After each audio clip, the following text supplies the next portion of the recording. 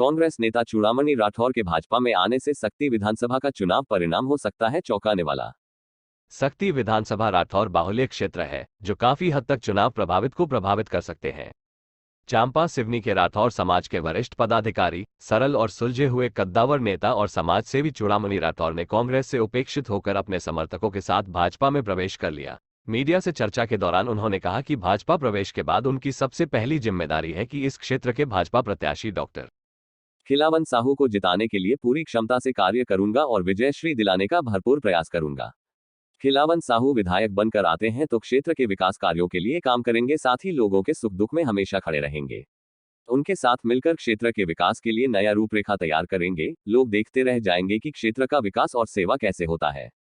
आगे उन्होंने बताया कि इस क्षेत्र से 2 चुनाव में कांग्रेस लीड नहीं कर पा रही थी। पूर्व में सरोजा मनहरन राठौर की हार हुई, यही बड़े भैया चरणदास महंत और मेरे बीच का दीवार बना। मेरे ऊपर हराने का आरोप लगाया गया, जबकि मैं समीक्षा के लिए कहता रहा, लेकिन समीक्षा भी नहीं कराया गया। भारतीय जनता पार्टी में आप शामिल हुए और आपका तो काफ़ी वर्षों से कांग्रेस से पार्टी से आप सेवा करते आए हो, है ना, स्थानीय क्षेत्र वासियों के लिए, तो आपका इस संबंध में क्या कहेंगे? आपको बहुत बहुत धन्यवाद भाई। आज भी मेरा परिवार, मेरा आत्मा सब में कांग्रेस रचा बसा था। आप सब जानते हैं इस बात को। कोई भी एक व्यक्ति अपने परिवार को तब छोड़ता है जब उस परिवार में उसकी मान सम्मान नहीं होती है और उपेक्षा का शिकार होता है, तब उस परिवार को मजबूरी में छोड़ना पड़ता है। आज मेरे साथ यही हाल हुआ है और आप जितने भी हमारे जांजगीर जिला के सम्मानित पत्रकार बंधु हैं, चूड़ामणि के बारे में, आप उसके पूरे जीवन के बारे में आप जानते हैं कि मेरा व्यवहार क्या है, मेरा व्यक्तित्व क्या है। तो इस संबंध में मेरा बस इतना ही कहना है। आपका खिलावन साहू जी हमारे सक्ती क्षेत्र से भारतीय जनता पार्टी के प्रत्याशी हैं, तो आप उनको जिताने के लिए आप अपनी जो आपका कांग्रेस पार्टी में जो अनुभव रहा है और आपका आज भाजपा प्रवेश हुआ है, तो उसमें आप उसको कैसे साझा करते हैं? चूँकि अब मेरी जवाबदारी भाजपा प्रवेश करने के बाद भाजपा के प्रत्याशी सम्मानित डॉक्टर खिलावन साहू को जिताने के लिए रहेगा। मेरी जो क्षमता है, मेरी जो काबिलियत है, उसको 100% मैं लगाऊंगा और डॉक्टर खिलावन साहू जी को चुनाव जिताने का भरपूर प्रयास करूंगा। आपके नेतृत्व में आगामी 2024 नगरीय निकाय चुनाव में नगर पंचायत का कमल का फूल खिले?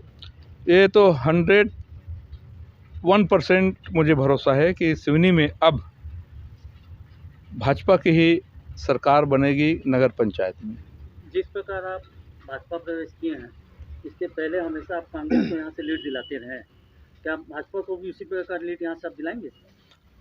100%। आप वर्तमान में जो भारतीय जनता पार्टी की सदस्यता ग्रहण किए हैं आप जी, तो आप मेरे को ये बताइए कि चरणदास महंत आपके विधानसभा क्षेत्र में आते हैं जी, और आप उनको इतना सम्मान देते रहे और दे रहे हैं जी, बड़े भाई के रूप में जी, वो एक पूरे प्रदेश के कद्दावर नेता रहे हैं जी। तो उनकी नीतियाँ, उनके बारे में ऐसा कुछ बताइए कि जिससे आप क्षुब्ध होकर आपने इस भाजपा को प्रवेश करने का निर्णय लिया। सम्माननीय बड़े भैया डॉक्टर चरणदास महंत सिर्फ जांजगीर जिला के ही कद्दावर नेता नहीं है, वो पूरे प्रदेश के, मैं तो ये मानता हूँ कि वो हमारे देश के भी कद्दावर नेता हैं हमारे लिए। लेकिन जांजगीर जिला में ठाकुर गुलजार सिंह बड़ा नेता है ना। और अगर जांजगीर जिला में चरणदास भैया कांग्रेस के बड़े लीडर होते, बड़े नेता होते, तो चूड़ामणि जैसे ईमानदार कार्यकर्ता आज कांग्रेस को नहीं छोड़ते। अभी वे क्षेत्र में भाजपा प्रत्याशी डॉक्टर खिलावन साहू के प्रचार और सघन जनसंपर्क में सक्रिय हो गए हैं। इसके साथ ही उन्होंने कहा कि 2024 में सिवनी नगर पंचायत में भी अब भाजपा की सरकार ही बनेगी, जिसमें पार्टी के वरिष्ठ पदाधिकारी मुझे जैसे भी जवाबदारी देंगे, मैं उसे स्वीकार करते हुए पार्टी की सेवा करूंगा।